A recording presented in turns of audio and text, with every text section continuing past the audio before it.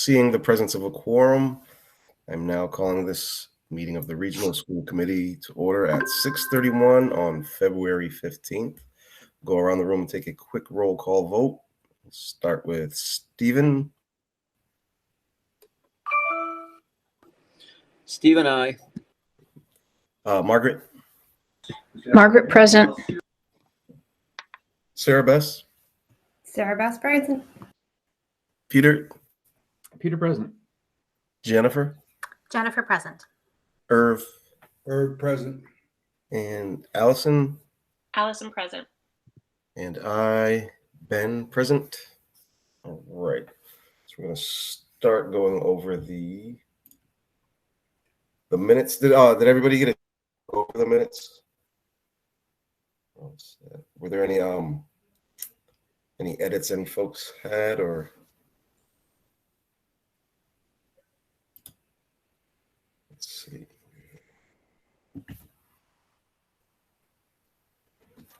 So no edits whatsoever.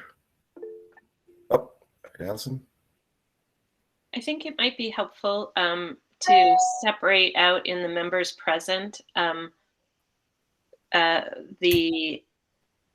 or at least note who's representing which school committee. Oh, right. Yeah.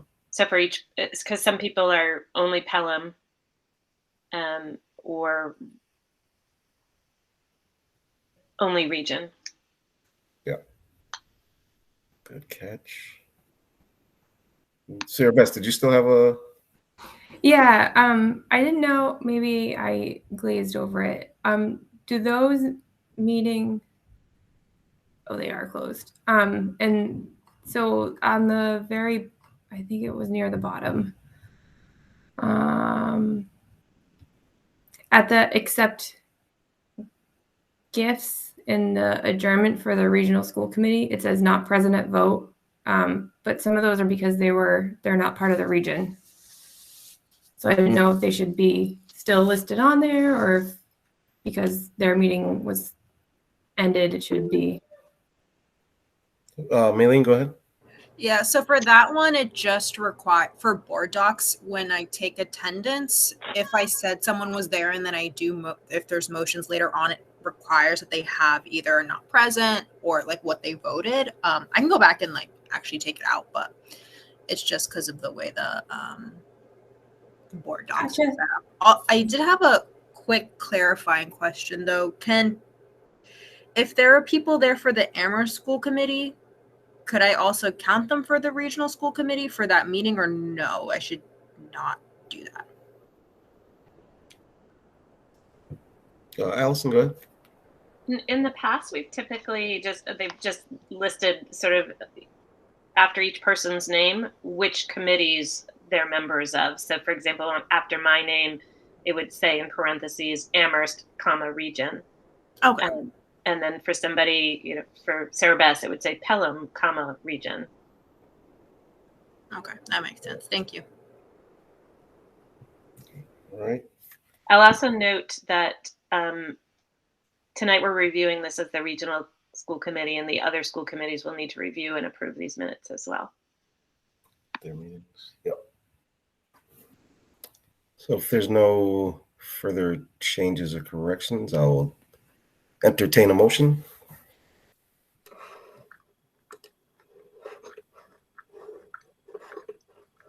I move we accept the minutes of February 1st as amended. Second. Perfect. So we'll go roll call vote. Allison. Allison, aye. Irv. Irv, aye. Jennifer. Jennifer, aye. Peter. Peter, aye. Sarah Bess. Sarah Bass, aye. Margaret. Margaret, aye. And Stephen. Sullivan, aye. And Ben, aye. Also, the motion passes unanimously. And our next part. Next up, we have public comments. And yeah, let me try to share this here. I think I can do this.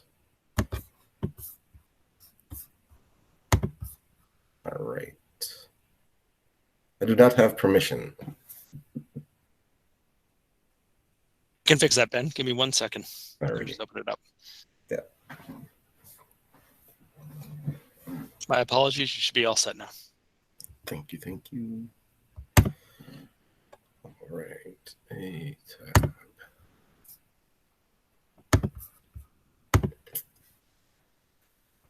All right. Can everyone see that?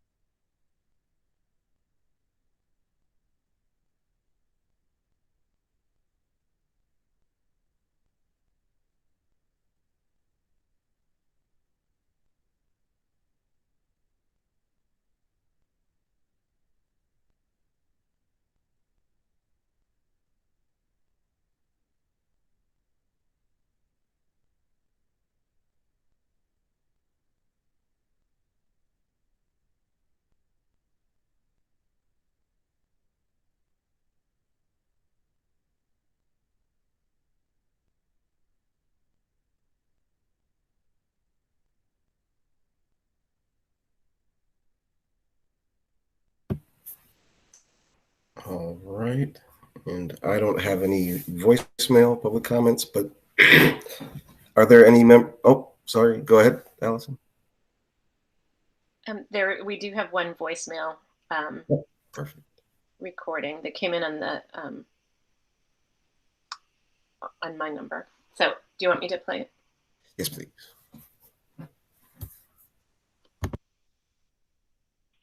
Hello, this is Stephanie Hockman. I am from Pelham, and I have two children at the high school, a ninth grader and a 10th grader. Both are student athletes of multiple sports.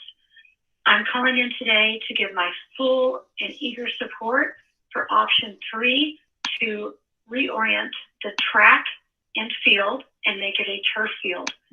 It is not only not usable in the current way, but as we gravitate toward encouraging our students to be more active and helping their mental stability, it is important to provide fields and services that are not only safe for them to play, but allow for more opportunities for sports and other competitions in our space.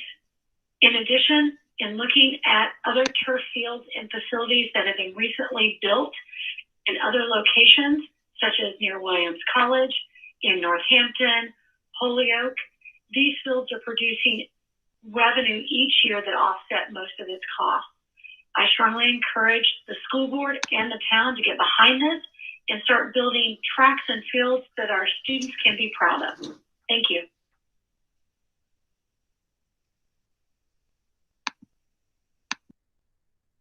Thank you. And I'll just ask for the sake of it, are there any members of the public that want to speak that are here? We don't really have any guests, right? All right, so we'll move on to the superintendent's update. Sure. Thank you. Couple items. One, just want to recognize the students who on Thursday of this week are going to spend their afternoon in the Math Counts Club competition. It's a regional chapter competition in mathematics. There are 4 7th graders and 5 8th graders who have spent a tremendous amount of time and energy continuing their mathematics education beyond the typical confines of the school day. And we wish them the best of luck. We'll talk a little bit about athletics and that competition and the enjoyment that those folks get. And I think equally important are some of the other extracurriculars that folks participate in. And we're very proud of our 9 middle school students who are competing against other students across our region in mathematics. So kudos to them. Second thing I want to share is happy news. We had no positive cases at the regional schools today. And we've had a significant decline in cases over the last 3 weeks. Similarly, the state has also seen a significant decline in cases. Today was the first day, maybe I missed yesterday, but I know there's under 900 cases hospitalizations, excuse me, not cases, hospitalizations today. And, we were above 2,000 for a long, long time in terms of folks in a hospital. So we are seeing some really positive movement as it relates to the virus and how it's affecting us both in the district as well as in the Commonwealth. So, it feels like we're in a lot better place than we were. We are in a lot better place than we were a month ago. But I think it feels that way too. There's a kind of, you could look at the quantitative aspect of it, but there's a qualitative aspect too of just how many people were testing positive and the impact in the school, both staff and students. And we're really, similar place we were at some points in the fall with our case counts at the current time. So just appreciate everyone adhering to safety measures, a high level of vaccination and booster rate among our students and faculty. So deeply appreciative of the efforts everyone's taken along that dimension. This afternoon, I met with the Alana Cabinet, a group of staff of color who are leaders, and they meet with me and Doreen Cunningham monthly. And the real focus this year has shifted to facilitating school-based meetings so that we want to ensure that staff of color in each of the schools has a supportive network, both at the district, but particularly at the school level, people they interact with on a more routine daily basis. So there'll be an email going out to all staff who identify as Alana or a staff of color tomorrow, inviting and expanding the school-based supports that are offered. I want to thank the middle school. Also, we talked at length today about the middle school's African-American history, a number of things that the staff has done. If you go upstairs in the middle school, you'd see a tremendous amount of visual displays around African-American history. There are student leaders who are making announcements each day focused on that, and also just, just a sense of camaraderie. And so I really want to thank the staff at the middle school. It's happened to be where I work, so I get to hear the announcements throughout the day, but a teacher invited me up to see some of the work, and it's incredibly powerful. So kudos to them for their work this month. I think the last thing I was going to mention is, I think since the last time we met, but the different committees, maybe not, the state has, as of the 28th of this month, which is in school day time, like 3, has announced that the statewide mask mandate is ending on the 28th, which is the first day back from February break. And I'm in frequent, at this point, almost daily contact with the Amherst Health Director. I can say confidently that the Amherst Health Director, the mask mandate in the town of Amherst is not going to expire this month. So last week in the superintendent update, we shared that the mask mandate would continue beyond the 28th, because at this point, on that date, it becomes a local decision. I know that there's a Board of Health meeting on March 10th, and I imagine this topic will come up, especially given some new DPH guidance today that wasn't specific to schools. It was more general guidance that came out that around vaccinated individuals in indoor spaces, and a different advisory around masking than what we had previously. So it might have come out yesterday, but I saw it today. But it was not specific to schools, but still informative. So I do believe there'll be a conversation on that meeting, which is currently scheduled for March 10th, and the Amherst Health Department. And I'm continuing to receive feedback from the Amherst Health Director. I think at that point, there will be some discussion and recommendations made. I want to note that this is a really challenging issue. I know you've received some emails. I've received a significant number of emails of ranging from folks who technically at our middle school, high school, I guess we are over 80%, although they're not accepting new applications on that given the proximity to February 28th, who are looking for an immediate end to the mask mandate, to other folks who are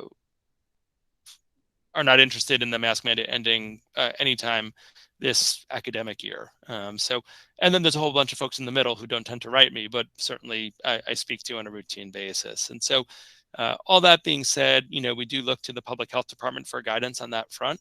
And I believe we'll probably get some level of guidance, my guess is, on March 10th. And I'll be able to share that with the committee and the community. And really, that's the guidance that we're looking for. It's not in the absence of data. I really do trust our public health director and department. They're looking at a whole lot of data. They're just aggregating their data based on cases at the universities versus cases in the community. And they do a fabulous job. So, that's something I'll come back with, but nothing in terms of the district process or protocols will change anytime prior to the March 10th meeting of the Amherst Board of Health. I think that's my update for the evening. Perfect. Thanks, Mike. Do we have any questions or comments for the superintendent? Irv, go ahead. This is not a question or comment for the superintendent, but I do want to recognize that something that special that happened at the high school in the athletics, in basketball.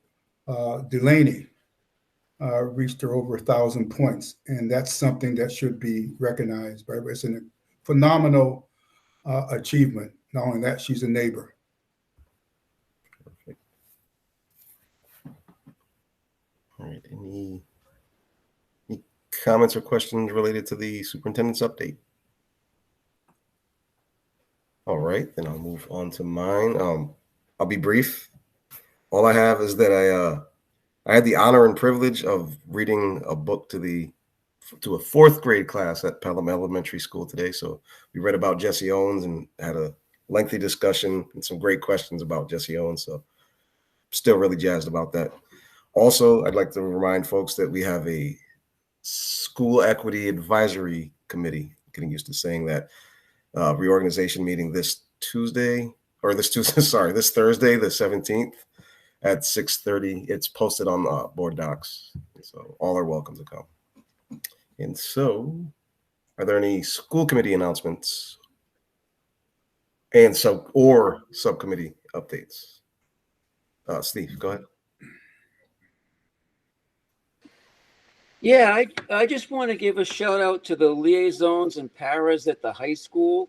I was talking to my daughter Shannon this weekend, and she actually announced that she has a graduation date from Curry this spring, and it's her academic experience was much different than mine. We share the same learning disability, but because of the paras and the liaisons at Amherst High School, her academic experience was much better than mine. The strategies that she learned and the power that they gave her to handle and actually not conquer it, but I just want to thank the paras and the liaisons for all the hard work that they do, because they really made it so Shannon was able to succeed at the college level. Thank you. That's awesome. Are there any other?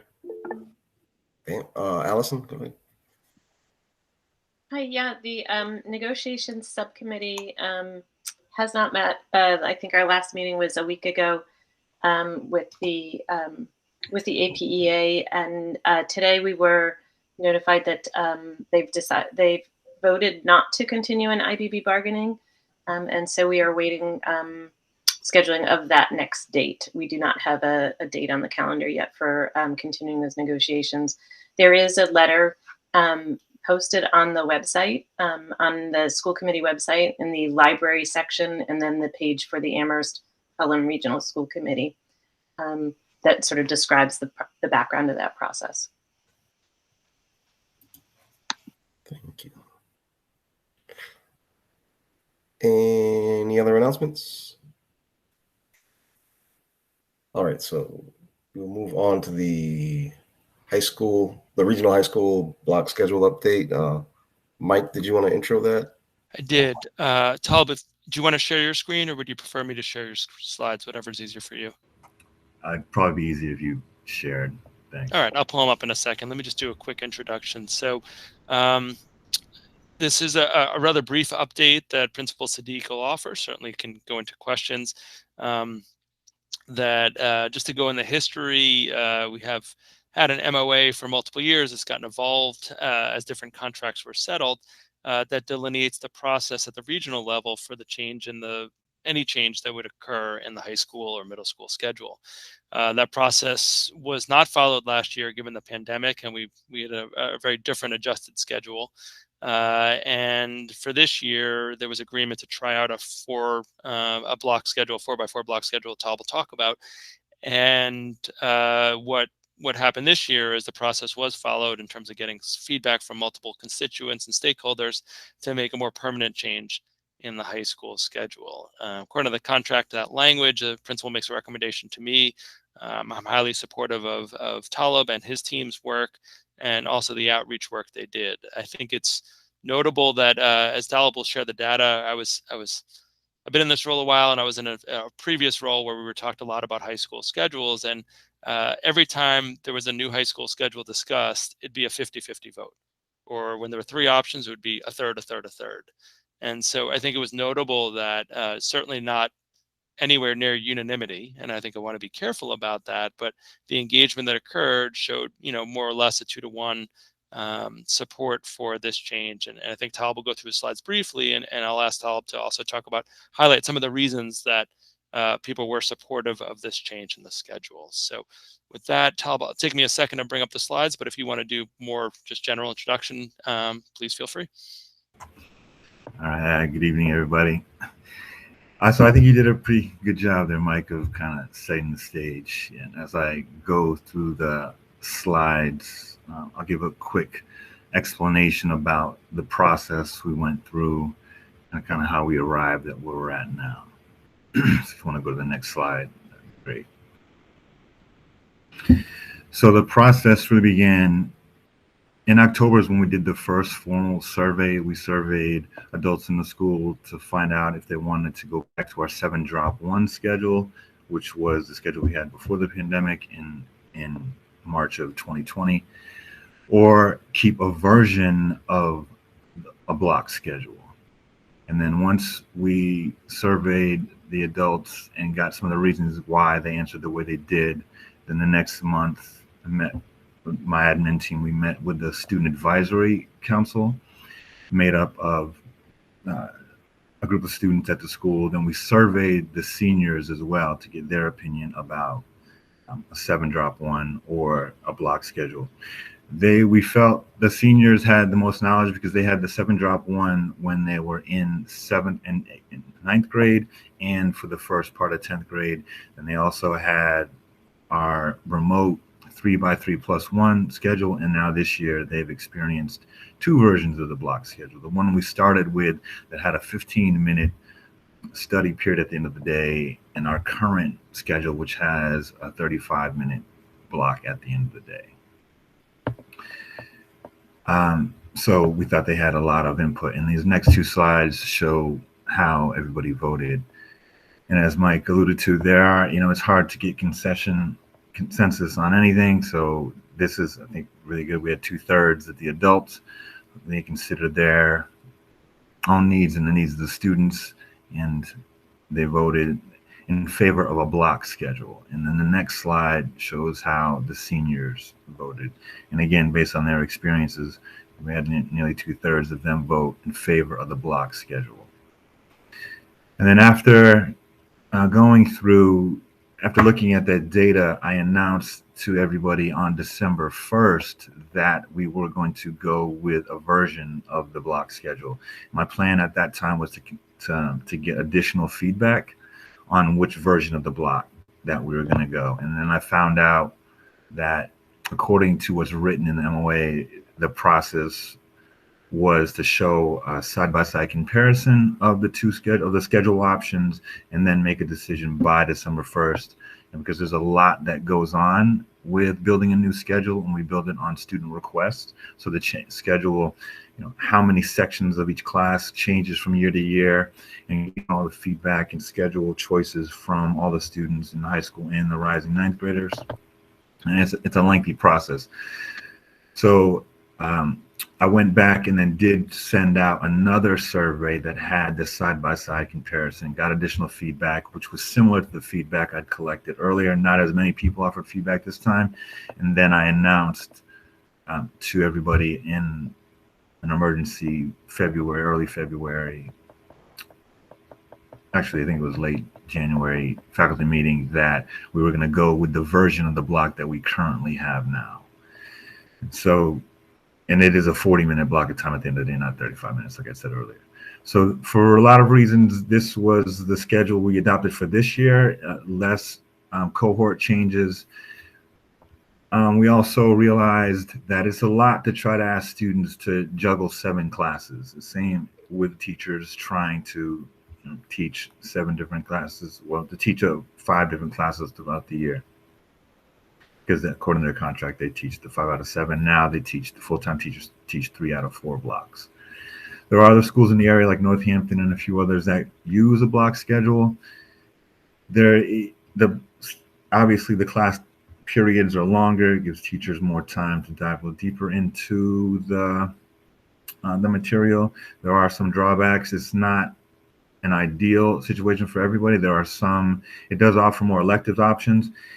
And for some students, they may have, math or world language in the fall one year and not have it again to the following fall.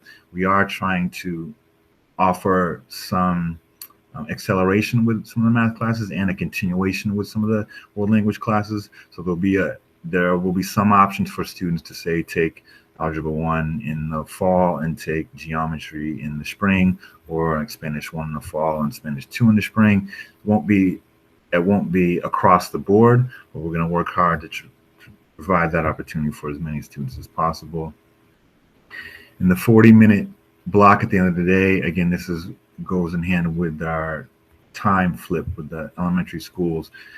We no longer have the option to have after-school help like we did when we had an earlier dismissal. Because generally, when we had the 7-drop-1 and we started school at 7:45 and ended at 2:20, from 2:30 to 3 every day, teachers were after school and offered extra help to students. So in trying to supplement students' needs and to offer them the extra time to connect with teachers, ask additional questions, get a head start on homework, and for athletes who are getting dismissed early for away games, we have the study block plus block at the end of the day.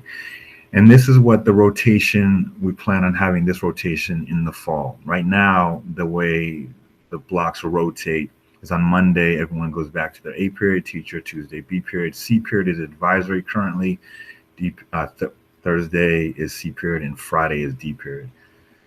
It makes for a long D period block because they stay in that one class, again, from 1:35 all the way to 2:35. So we may end up switching it for fourth quarter, but right now, this is how we have it. And, it's a challenge and we're still adjusting to the longer blocks, because it also means teachers adjusting their curriculum. So some teachers, are more experienced with blocks. They may have taught them in schools that they've gone to in the past. And so they have natural breaks, and it makes it a little less challenging for students to be in class for such a long period of time. And Friday afternoons, it's a challenge for all of us sometimes. So we're thinking about switching it up a little bit. It's kind of a quick version of the process we've taken and how we landed on keeping the current 4x4 block. Happy to answer any questions you might have. And Tob, if I could just jump in and just share a couple additional pieces that we've spoken about in the past about, what evidence would say and other schools would say about their experience in the block. So for one, it means that there's a reduction in, I'm going to take the slides down to make this. There we go. It's a reduction in the number of courses that any student's taken at a given time, and so when we, all the way back, this is now 6 years ago, 5 years ago, with Challenge Success, an organization in California, when we received professional development about burnout and the load that students are taking. We have very, very ambitious students who take incredible number of high-level courses at once, and the challenge we were experiencing at 7-drop-1 is the amount of homework, the amount of work people were doing. People were having to choose between taking challenging courses and doing extracurricular activities because not everyone was able to fit both in. And that was a real concern of ours in terms of the mental health of students, because we do think it's good for students to take a break and be involved in extracurricular activities, whether that be sports, drama, arts, clubs, a variety of factors. So having fewer courses at a time allows for that in a much better way, and reduces, to a certain extent, the amount of homework students have. Again, 7 courses a day is really fragmented. It can feel very assembly line-like for students and frankly for staff members who are rotating very frequently. Oftentimes where we have student discipline problems is during transition periods. The block schedule reduces the amount of time for transition periods, which means more time on learning, but also some of the challenges that come from those transition times at the secondary level are reduced. Talib mentioned the increase in electives, which is a huge interest of our students and families and the community. We're never going to be a community where it's just the 4 core and that's it, or the 5 core and that's it. And this allows for more flexibility and exploration from our students to take courses they might not be able to take. They wouldn't have been able to squeeze in a 14-block, in a 7-block schedule. It also allows that teachers are having fewer kids at a time. So we all know that one of the hallmarks of good schools is having that strong teacher-student relationship.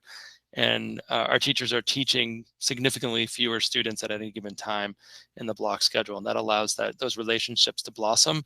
And we know, in particularly as we think about educational debt, the relationships play such a huge role, going back to the work of Dr. Ron Ferguson at Harvard and some of his work. And, when our staff have 125 students at once, it's going to, they work really hard, and it dilutes the ability for teachers to make those relationships with individual students. So I could go on and on. I won't do more on the research side, but I thought Talib did a great job describing the practical implications and benefits at the school side, but I wanted to take a step back and offer a bit of those as well. None of that's new news, just wanted to make sure I shared it with this group. But certainly with the chair's permission, we could open up for any questions for Principal Sadiq or myself. Yep. Oh, there we go. Right away. Peter, go ahead. Principal Sadiq, always great to have you here. Thank you very much for that presentation. This is a complicated topic, at least it has been for me to understand conceptually. A little tricky, and so that was very clear. I also appreciate how you've managed the change process. That it wasn't just, okay, here's our vision of what the block schedule should be, and we're going to stick to it statically. That you really engage staff and students to get feedback and then iterate based on that, and that you're open to tweaking it in the future. So that's great. So I guess my general question is about the third slice on those pies, the staff and the students who responded that this wasn't their preferred schedule. And obviously there's trade-offs, right? And people have their different preferences. So I'm curious about what the major themes were of what staff and students had concerns about, and what we might be able to do to mitigate those. A couple things I've heard raised about how it might work in a block schedule is if you have full year special education services, like from your IEP, if that takes up a block, right, both semesters, and then you have your 5 core classes, that it doesn't leave a lot of room for electives. You might have a semester without an elective. And so how can we accommodate that for students with IEP services, whether that's through co-teaching enhancements or whatnot?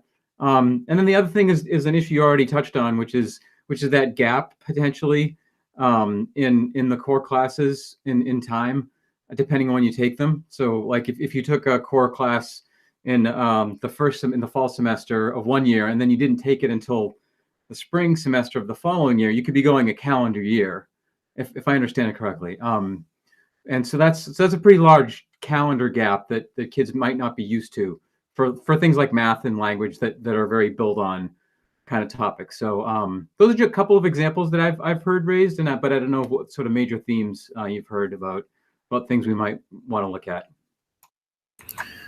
Right. Yeah. So those are the major things. The biggest complaint or hesitation to want to adopt the block schedule was the amount of time that a student might be in between taking one level of a math or world language course and the next level. Those courses, more than any other, build off of one another.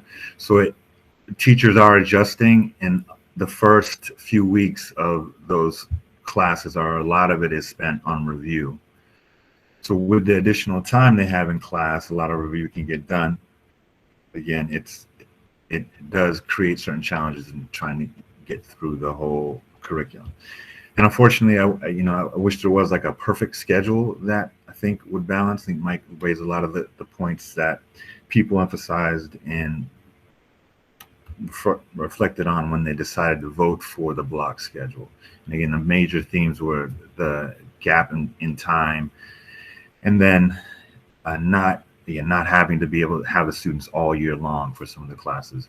There are a lot more opportunities to have electives in the block schedule. Our elective classes are quarter long, so we are trying to work creatively to not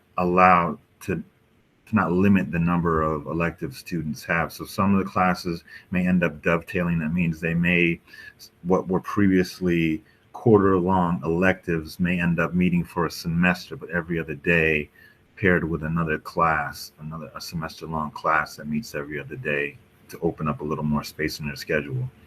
That's going to be a small number of students who either have special education courses or some of our music courses where there's not as many sections offered. So we're trying to learn from some of the challenges we had this year and then incorporate it into creating more access for students in the future. Hopefully that answered the question. Yeah, no, I know. I appreciate it. Thank you. And Allison, go ahead. Yeah, I think I really appreciate the hearing about the process that you undertook to make a decision for next year, and having an 11th grader who has thrived with the block schedule in a way that he did not with the 7-drop-1. He couldn't have imagined it going back to that at all. And what you describe as the relationships, it's not just the numbers. I think it's also just that quality, the amount of time that they spend in any given day and in any given week with each other. Is particularly during the pandemic, they were taking walks as breaks in the middle of class, and so that informal interaction between student and teacher is something that at least my student really relished, and sort of got to know each of his teachers on a personal level beyond the classroom as well. And I think that really contributes overall to all students' well-being.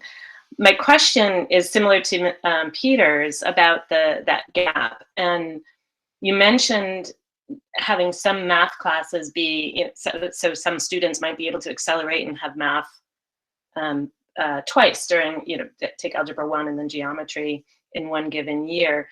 That's awesome for students that are motivated to do that. And so I wonder, the testing for PSATs and SATs may still be with us for a while, and may still be sort of a marker for a rite of passage for many students. And I do wonder for the students that might want to be taking those, but might not be wanting to accelerate in mathematics to that extent. How are you exploring ideas to support them? And should they be sort of one of those unlucky souls that has a whole year gap in between their math, or may not have math timed at the time that they're taking it in the wrong semester, and not when they're scheduled to take a PSAT or an SAT. Right. Yeah. So it is a challenge, and we are looking into it. Like some of the things that we're trying to do this year is we do have organized an online tutoring service for students that's free and after school hours in the evenings that students have to sign up for if they want to access that. If they're having trouble in or struggling with math, it's for the STEM classes, math or sciences, or if they are in between and they want a refresher. So we are looking at other ideas. I don't have like a list of ideas we're going to offer in the fall, but I know part of it will be like we're thinking of other ways to use the 40 minutes at the end of the day. If we're gonna offer time then as like tutoring sessions, or if we're gonna offer have clubs meet during that time. We're trying to think of different options. I've talked to a few principals in other schools and learned how they're using what they call their WIN block. It's called WIN, what I need. At the end of the day, it's a similar amount of time. So getting ideas from them and trying to figure out what is going to be the best use of that time. If it's just going back to your current teachers, or if it's a specialized thing you're doing, again, a club or math or world language refresher, things of that nature.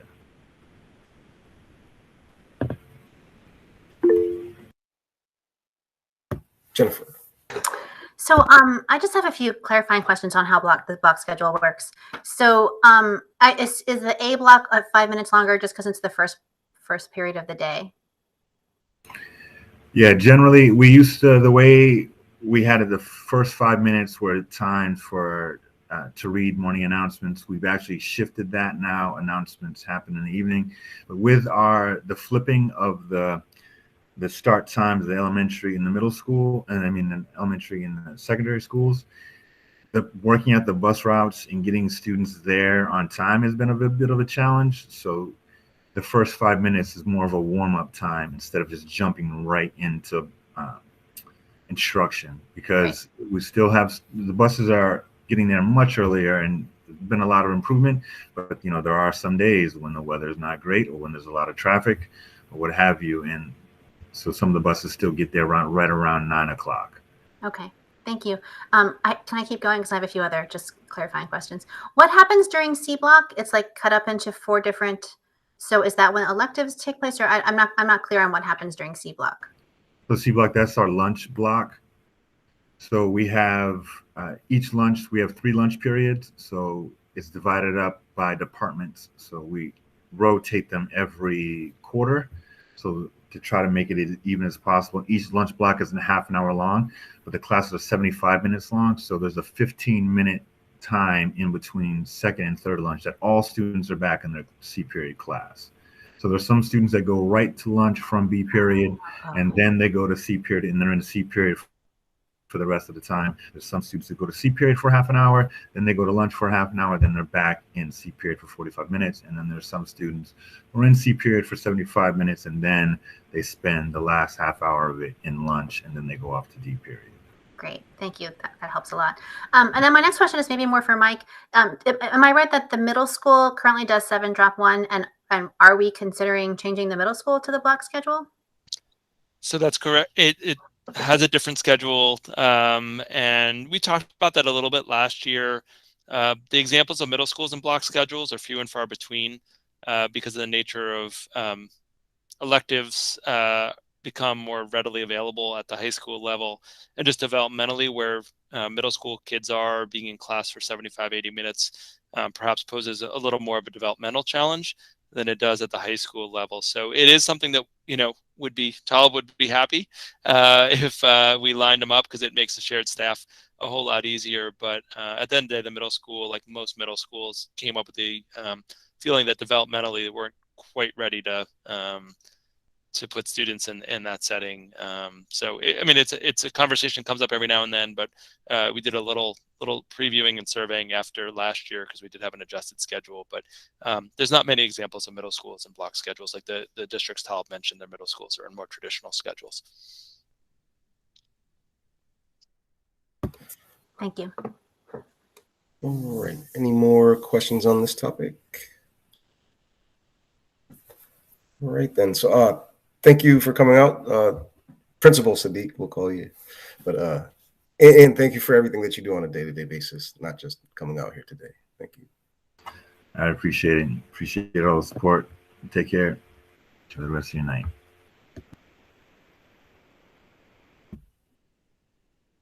And next, I believe I'm turning this over to Doug for the athletic field presentation. I think I'm gonna start, and we'll see if Doug jumps in, because this is going to be, I guess what we would propose, Doug and myself, is this is going to be a truncated conversation, maybe to come back to in 2 weeks. So we did put the long report in the packet, but you know, it really goes back to the four-town meeting. So what we heard at the four-town meeting and since the four-town meeting was significant concern, and that's probably the most kindest way I can put it, from the member towns about the potential cost of doing the option 3, which was sort of what we felt was in the best interest of students, which is both the track and the field reorientation, as well as artificial turf field. And so we've done some soul searching and some thinking, and there's been a group that's kind of formed that's thinking about this with us. And what we'd like to come back to in 2 weeks on March 1st is a more full presentation. Some other folks might come by, Dave Zolmek from the town, to talk about both the project, but also about potential fundraising and CPA funds, which the town has to talk about with Doug, about how to make perhaps what we feel like is in the best interest of students more palatable for the member towns. It's not just what was stated at the four-town meeting, it's what's gotten stated after the four-town meeting, and feedback we continue to receive. For the most part, the feedback is, we want to do this project, we just can't afford it as currently constructed. So I want to be really clear that I don't want anyone to believe that we received any feedback from a member town that suggested that they didn't feel like the project was worthwhile, or that it was needed, or, frankly, as we've stated before, if we don't do it now, it's probably a generation before we do something different, just because of the nature of capital funds. And if we don't reorient the track, then we're trying to look at a project on a different site on the high school, and that yields all sorts of complications. So we had some conversations as recently as 1 o'clock today with some folks who are reaching out, who have expertise in fundraising. They got feedback from other folks who do fundraising. This is not Doug nor my area of expertise, but at the same time, we could have come, and we thought about coming, just saying, we don't have the support. Let's just do the track. The track absolutely needs to get done. And upon further reflection, we'd like to see if there is a model out there that would involve some private fundraising, as well as CPA funds and support from towns, that we would want to put up and potentially, support. So we weren't able to, given the proximity of the 4-town meeting to now, our capacity to pull that off, because it involved lots of other people in other towns, it was not quite there to get there for tonight. As I mentioned, this topic actually during the workday today. So we'd like to ask we certainly can talk about the report, but we wonder if waiting 2 weeks to see how the data in the report might be financed a little differently might be a better move. And I don't mean the bad P politically, but politically, this is a political organization. We need other elected officials to say, yes, we can do this. So kind of moving forward until we have a plan that might be more palatable, seems like it would be in our best interest. Doug, I'm trying to see if I'm leaving out anything, or if there's more CPA specific information that that I can't describe accurately. No, I think that captures it. I think, around the question of CPA, it's really, each town has their own version, their own, trajectory of how they want to utilize those kind of funds. And so it's an important, that we have conversations early in understanding what their capacity is around that. So that's part of the legwork we have to do over the next couple of weeks, to see where they're at and get a little more detail than we got some hints of that at the 4 towns meeting, but get a little more of that and get a sense of what capacity each town has, and in just both raw capacity, but as well as political capacity to do that. And we'll see if that can fit into the mix and help fund the project in a way that is more to the fullest extent and gives us the most opportunities in the future.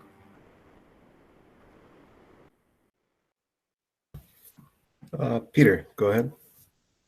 So yeah, I think based on what you described, that makes sense to come back in 2 weeks. I guess in terms of what you focus on with this informal group that you're meeting with from the town of Amherst, whatever, is to really make sure that CPA has a front seat at every table, particularly the town of Amherst CPA. And I don't say that just because I'm a representative from Amherst, but I mean, the financial reality is that if there's going to be a game-changing contribution from CPA, it's going to be from town of Amherst CPA, just because the way the percentages work. And they've already looked at this initially and said that they're inclined to support, or that they would be they would prefer reorientation, because that's of the track that fits with the Fields master plan.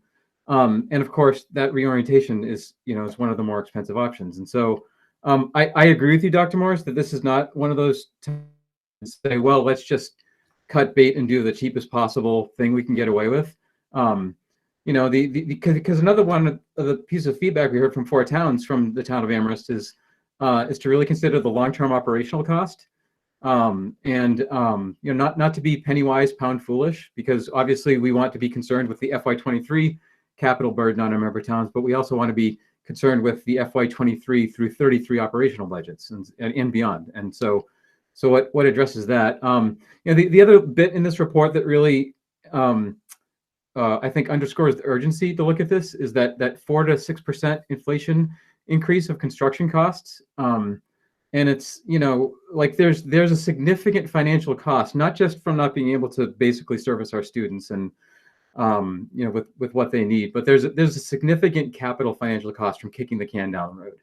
And and so strictly from trying to minimize the financial burden on our member towns, it behooves us to try and figure out something as soon as we can. So yeah, so I appreciate that. The last thing I would say, and this is maybe pie in the sky, just taking a flyer, but we've had some public comment recently suggesting why not reach out to Amherst College or UMass to see if they would be into kicking in a substantial donation that would affect this picture. And I guess my reaction to that is, we shouldn't, bank on something like that, but what's the worst that can happen, right? If we try and engage whomever at these institutions about what, because I'm sure that there are leaders in these educational institutions who would be open to at least exploring these kinds of ideas. It's not unprecedented for educational institutions, particularly private colleges in small towns, to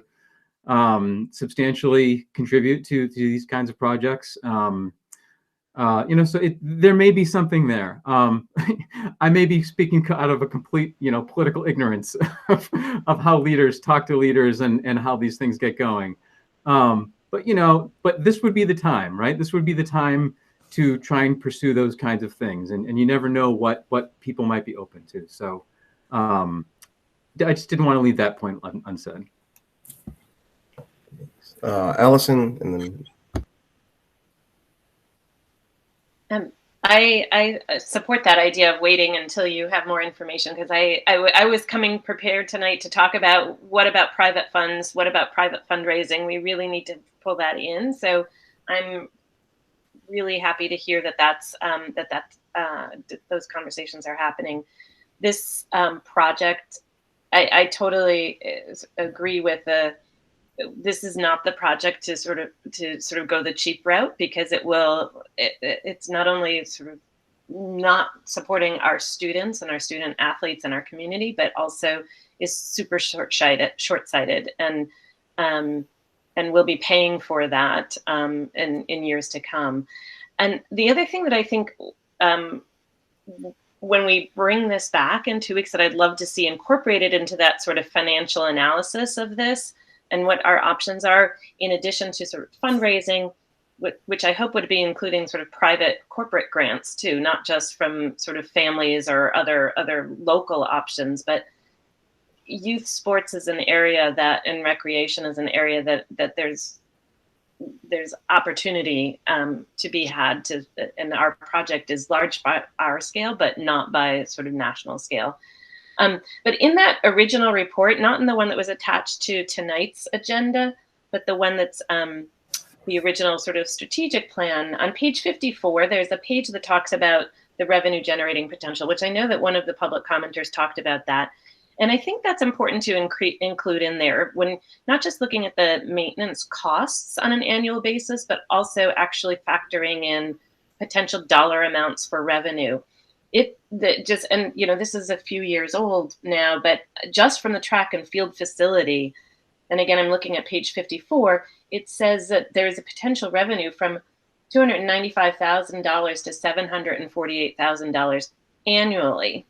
So that's not small dollars by any means, and I think that's an important thing for us to be holding in front as we look to what's it going to cost us, right? Not just in maintenance and in construction, but what does that get us? Not just from sort of the intangibles of student wellness and mental health and well-being and pride and achievement and all of the things that you get with participation in extracurriculars, but also just the hard cash that we might be getting and could be getting if we have a facility that enables the exponential use of the fields that we would get with an artificial turf. So I hope that we can see that poured into and rolled into that financial analysis and picture. Thanks. Irv, go ahead. I really appreciate what you just said, Allison, because having potential revenue streams that could impact the funding of this is very important for the community to see. That's one. Two, I have been a member of I am now a member of one particular board in town that went out to raise money for a private venture. No, I mean, actually, yeah, it's a private venture. And, over the course of 6 months, are almost reaching a target of about $1 million. I also was a part of a group in town last year that within a matter of 2 months raised $500,000 for the town, and really in terms of businesses in town. So from my perspective, it really depends on how you mobilize the community to take on this kind of project. And if the financial targets aren't clear, you will never do it. And so when I say that, coming back to what Allison said about revenue streams. In other words, if we're going to go out and ask the town people, not only in Amherst, but the other 3 towns, to privately fundraise, we really need to have a clear set of financial objectives with incredibly transparent goals to be reached and when, and the timelines for doing so, with all the concomitant fundraising and revenue streams coming in to do that, which also comes back to how do we, or when do we make a decision on which one of these options we're going to go with. That is critical because there is a wide variation between 1 and 4.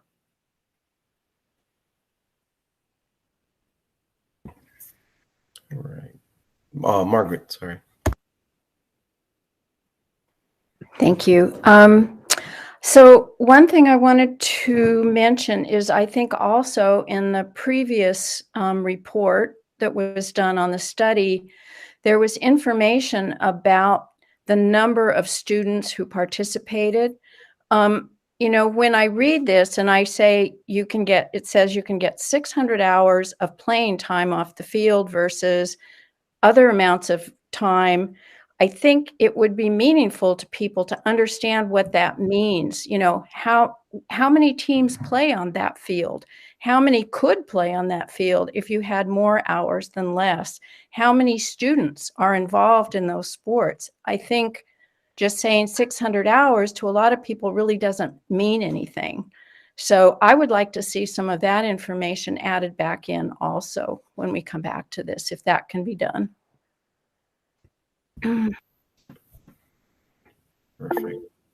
Jennifer, go ahead. So when you do come back to us with options, whether it's March 1st or whenever, I want to ask if we can somehow rate the projects according to green metrics. I don't know. I'm not an expert on these things, but how green is each option, both in terms of the construction costs as well as the manufacture of artificial turf, as well as the maintenance moving forward. Is there a leads version for this type of project? Can we somehow compare the projects in terms of the overall sustainability and greenness of each option?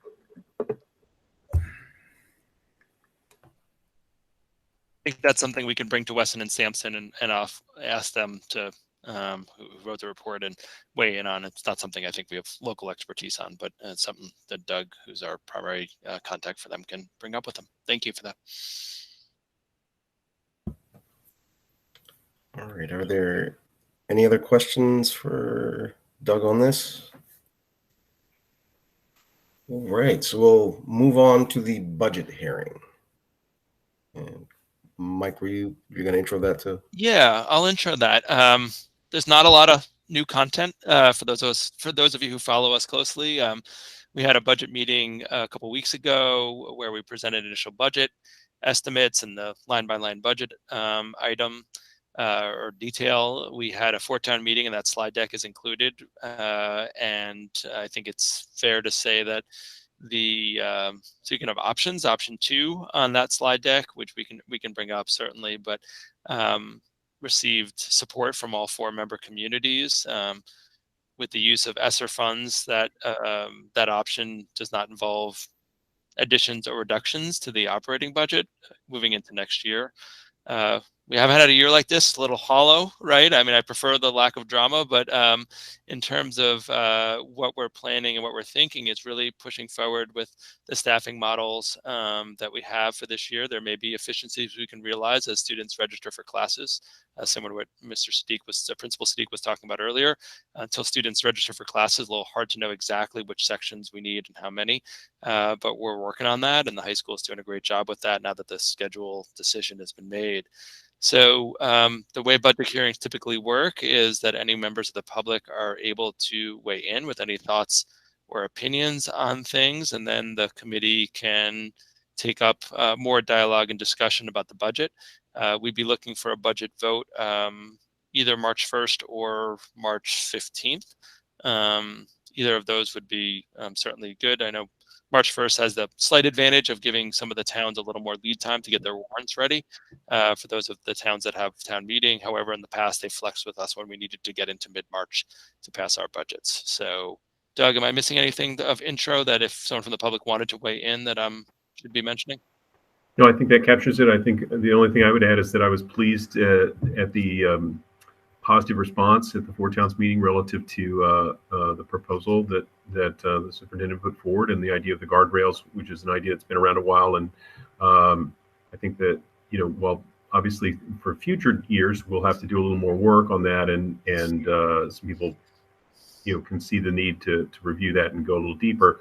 Certainly for the current year, the positive feedback was encouraging.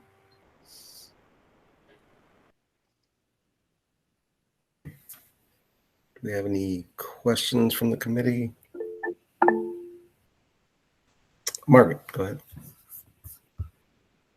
ahead. So my question is about the capital budget, and I understand, I think I asked this question before, that we have two separate votes, one for the operating budget, one for the capital budget. Is that correct? So my question is, what happens? I know that all four towns have to approve the operating budget. Is that also the case with the capital budget? Before Doug jumps in, I think there isn't a very clear answer to that, but because it is listed as a budget hearing, I think I don't see many members of the public here, but I think we should at least give the opportunity for members of the public to weigh in before we discuss as a committee and as staff about the budget. So I don't mean to be rude at all, Ms. Dancer or Margaret. I'm sorry, we're going first names. But I think just technically we should offer people to the time for the hearing. If people weigh in, great. If they don't weigh in, and then we can go back to committee discussion and deliberation. If that's okay with the chair. Yeah, that's fine. So I think if there is anyone from the public who wants to weigh in, now's a good time.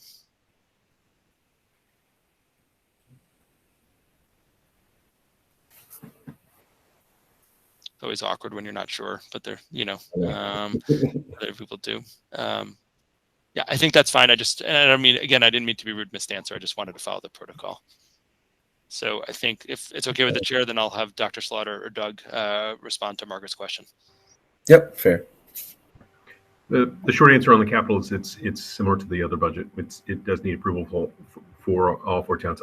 Technically, it's something that requires action. We do that.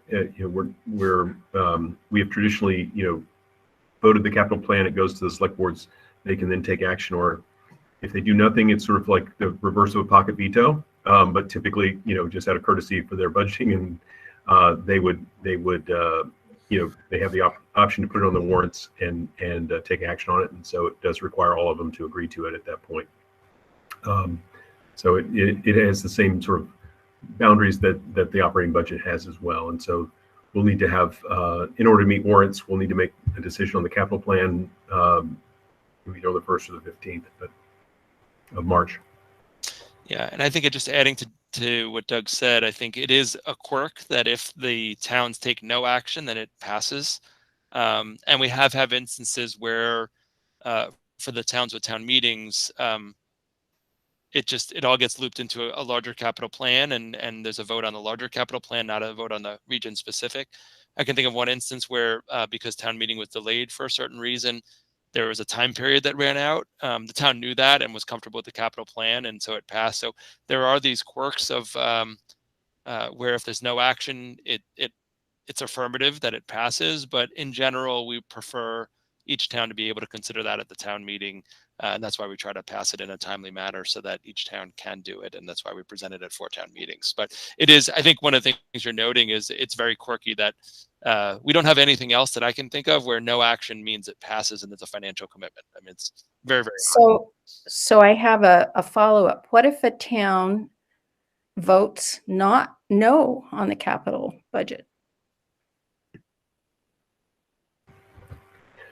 Well, we try not to have that happen, for one thing. But no, technically what would happen at that point is we'd have to kind of reassess and reevaluate our capital planning for the year. And either we would not have any particular capital projects, or the other option is, you know, we could reformulate the capital plan and then bring it to you for vote. Once that happens, we have a notification we have to do to each of the select boards in each community. They can choose to act or not act at that point. So they could call a town meeting if they wanted town action, or if they choose to not take action, they're implicitly saying yes to that. So, it makes for some work. So we try to do the work on the front end so that we've got some pretty good sense that it's likely to pass. But it's especially given the kind of size project we're talking about here at this meeting, that's going to be a critical thing for us to kind of be prepared for in case there's some discomfort around that, or there's some questions about how or whether it will pass or not pass in some of the communities.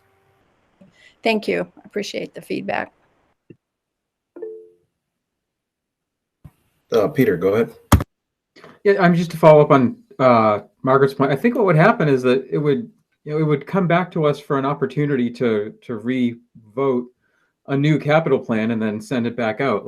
So in this case, right, when we're thinking about the track, like say there's a scenario where we have a capital plan that includes the track and one of the towns doesn't approve the capital plan.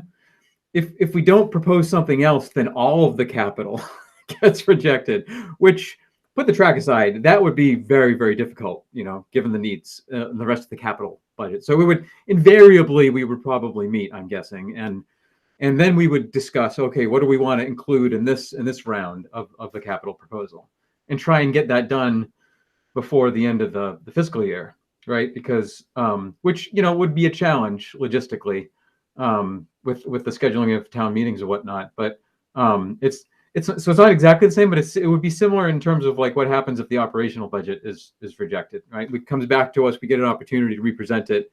It could get rejected again. It comes back to us eventually. The commissioner puts a 1/12 budget in, and we're down exception scenario land. But I think that's pretty much what happens.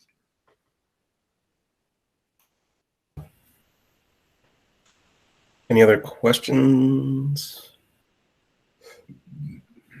All right. So then, moving right along to policy review. And Peter, do you want to take the baton on that? Sure. This should be a fairly short intro. This is the exact same item we had at our last time. So this is second reading, possible vote if we want. So just real quick, going through the 3 items. So the first 2 are I have nothing additional to say. These are the 2 policies that are decades old and no longer apply to school committee responsibility and authority. And so the recommendation is to archive them. That's a recommendation from the policy subcommittee going back a few months now. So then the other one is policy IHBEB, a draft proposal for new policy that Deb Westmoreland brought forward. She's the superintendent's rep on the policy subcommittee. And this is basically an additional policy that requires the translation of additional documents for certain languages, as you can see in the description there. So we had a couple of questions last time about what this would cover and whatnot. I did have a chance to reach out to Deb. And so this is to add additional translation, make it mandatory for vital documents and essential information that hasn't been translated before. So this would be things like weekly newsletters, health information related to COVID.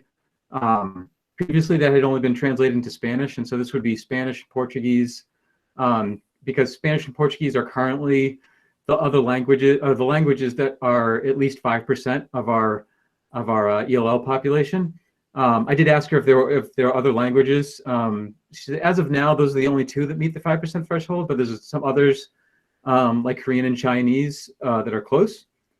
And then in terms of, well, what do we provide anyway already in terms of what are the rules for translation? So that there are Mass General Law legal obligations to translate and provide translation services regardless of the prevalence of a language. So this is mostly regarding things like on IEPs. So if in other special education communications, so like a translator is required in any IEP meeting in any requested language, regardless of prevalence in the ELL community. So that's it. This is a second opportunity. We don't have to vote it. It's just another opportunity for us to look at it and decide what we want to do.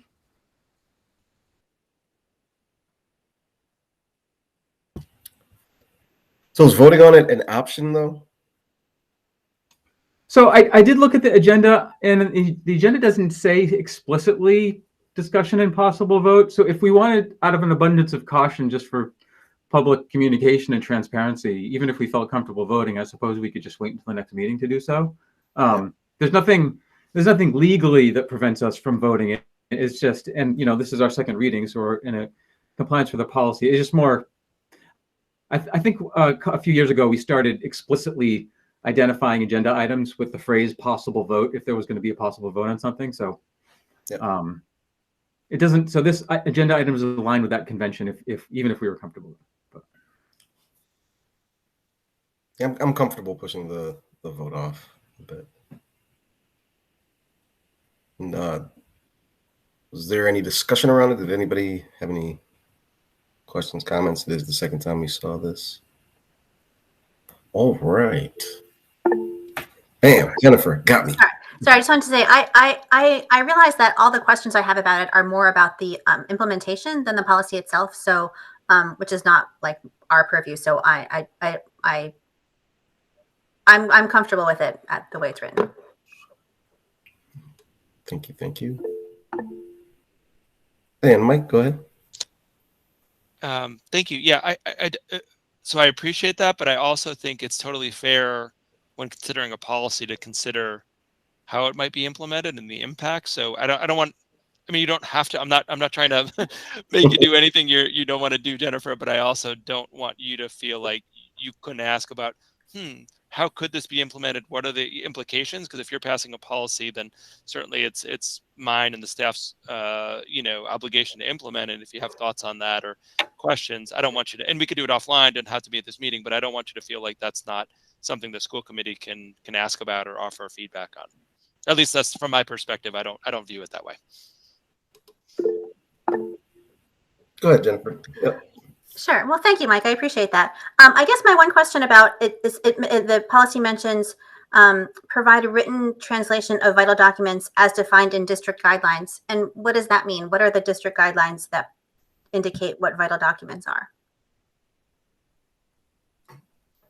So I believe it's in the handbook, and it's related to things, IEPs come up as was mentioned, but it's about report cards, things that have lasting impact. It's not the best definition, but I can get you a better one. But it's generally about student records is the more general topic that I would say. It's not necessarily kind of when the fun fair is or things like that. Not that that's not important, and not that we don't want to communicate that accurately, but it's focused on student records. And particularly permanent student records that if a family doesn't have access to them in a language that they can, their language, that would limit their ability to advocate for their child. That's the broader definition. Certainly I could follow up offline if there's more specific questions, but that's what's laid out in the handbook, and it's just from MGL, Mass General Law. Thank you. Thanks. All right. Any other questions? All right. So, if Mike, can you share the agenda planning page? I really can't. Oh, you're muted. I'm sorry about that. But it has a number of other committees information on it. So I think long term we got to figure out how to clean up the file because we got to figure that out. But I can read what I have for the for March 1st. Yeah. So one is we'd like to bring back the middle school roof. So I know our facilities department's writing a statement of interest for that. It's every year our roof gets 1 year older and they keep on pushing the goalpost one year back. So we do want to apply again for state funding for the roof. We would like to have, ooh, now the document's flying around. School choice vote, potentially. We could certainly push that because this agenda is getting larger as we go. Hopefully we're at a place where we can ratify an AFSCME contract, a 3-year contract that's been tentatively agreed. That's depending on their ratification vote, but it's tentatively, we could have that conversation. We'll come back to budget, potentially a budget vote. We'll, on the operational side, on the capital side, come back with the fields piece. We have the policies that you just talked about. We also, I put on there that I do think we need to come back to the policy on staff vaccination mandate, particularly forecasting that at some point we won't have a mask mandate. I think the committee will need to consider whether that policy needs to be adjusted. I have not talked to Peter about whether that needs to go to policy first or what the right process is. But since we don't know the timeline on what the health director and health department will recommend, I don't want to have too many meetings go on where we have a policy that is different than what we're enforcing, because that always, you know, if we can avoid that, we can. So some of those topics maybe we can push off to the 2 weeks later. I can certainly talk to Ben, but that's sort of what I have right now for the first. Peter, go ahead. So we have a policy subcommittee meeting scheduled for next week. So which we probably already have a pretty packed agenda for, and our meetings aren't that long. We could maybe get it into the first, but I'm just thinking out loud here, just in terms of agenda planning, whether it might make more sense for us to look at that after. So you mentioned March 10th, that the Board of Health is meeting, and so that whatever information or decision potentially comes out of that sounds like it may inform our thinking on the rest of this stuff. So Dr. Morris, you feeling an urgency to like discuss that policy adjustment on the first, or after that is? I'm thinking about it for a second. Sorry, I'm gonna do what I don't do often and pause. So my concern about waiting too long is if there is a recommendation for a mask mandate to end and the committee hasn't had an opportunity to consider how that would impact a policy that's currently on the books, that we could end up being juxtaposed with recommendation policy. I mean, I do have a meeting on the 15th. I find it unlikely that a decision on the 10th would affect the schools by the 15th, just because logistically we would need time to organize. So I think as long as we really make sure that the policy subcommittee is able to talk before the 15th, and the 15th may be more of an action meeting at the region. You know, I'm just trying to think through. I think we're staying on this topic of upcoming school committee agenda topics. I'm just being conscious of OML as well. Yeah. I don't know how you feel about that from the policy subcommittee perspective. So, I mean, you know, we'll make it work. Okay. So why don't we have that on the 15th? Perfect. Does anyone else have any? Wait a minute. Now I'm confused. I thought you wanted to discuss this on the first. No. First.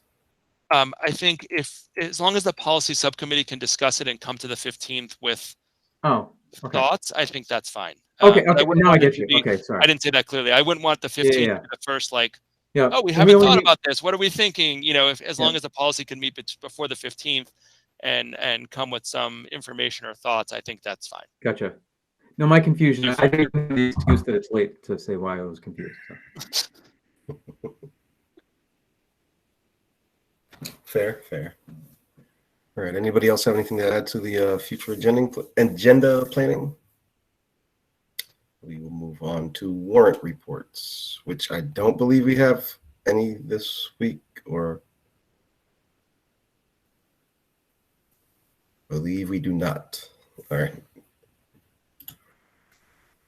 Gifts.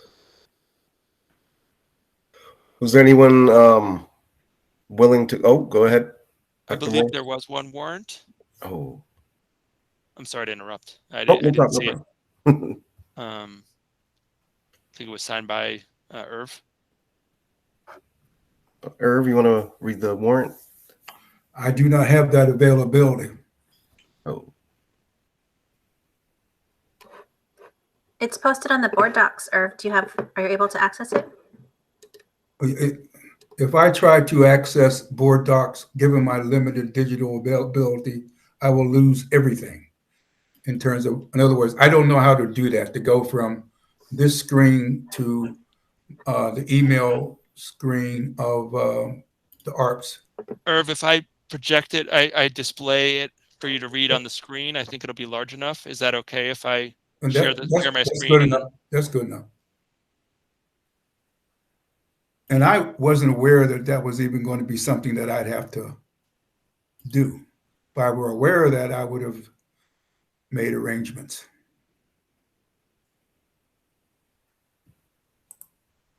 Is that visible for you to read, Irv? Yeah, hold on.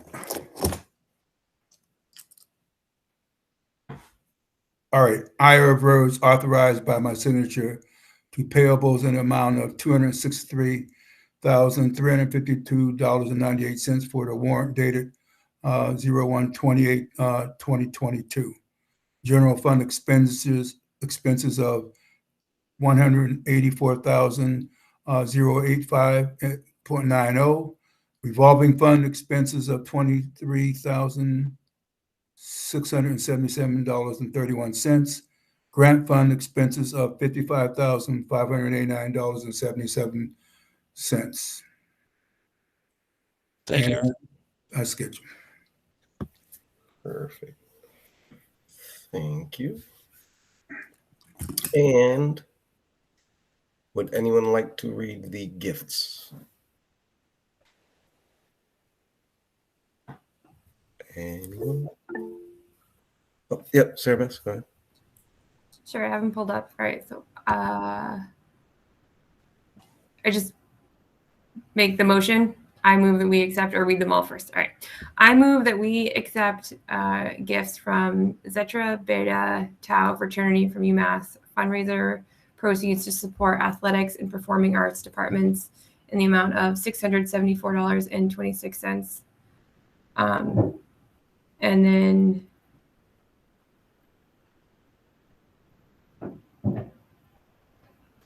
I also move we accept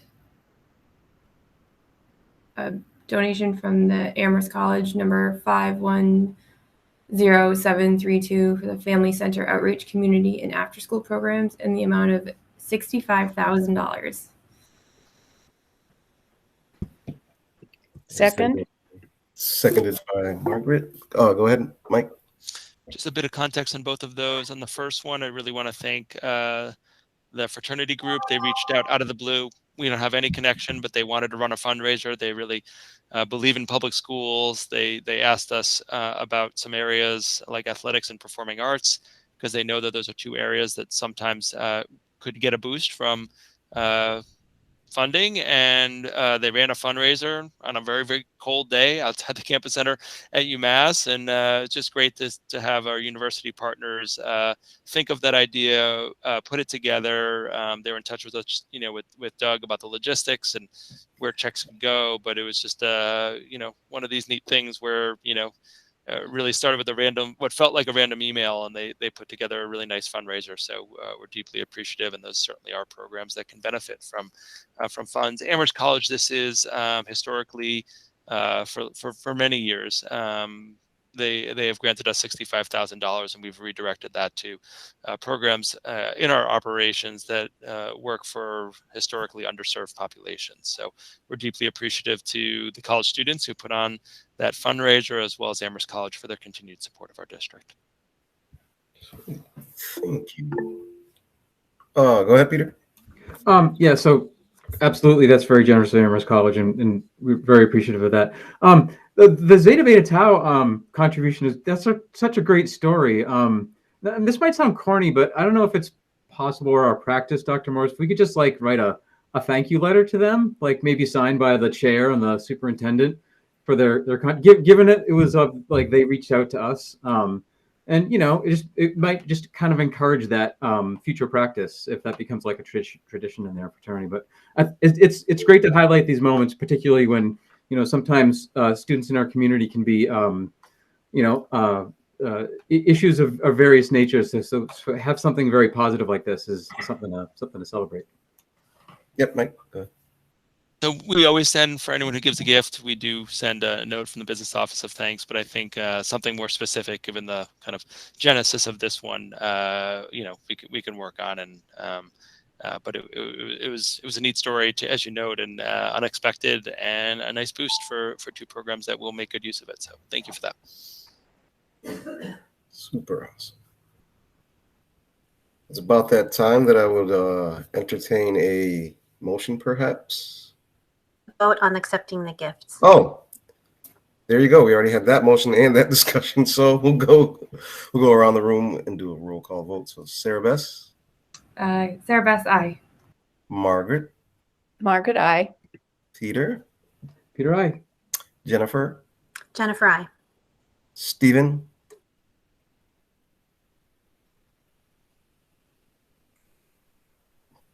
Stephen, aye. Allison. Allison, aye. Irv. Irv, aye. And me, Ben, aye. Passes unanimously. And now, ladies and gentlemen, is the time that I would entertain that other magical motion. Allison, go ahead. I move that we adjourn. Second. Moved by Allison, seconded by Jennifer. Roll call vote. Irv. Rhodes, aye. Jennifer. Jennifer, aye. Stephen. Stephen, aye. Allison. Allison, aye. Sarah Bess. Sarah Bess, aye. Peter. It's only 7:58. Peter, aye. Margaret. Margaret, aye. And me, also Ben, aye. It is unanimous. We are adjourned. Good night. Good night.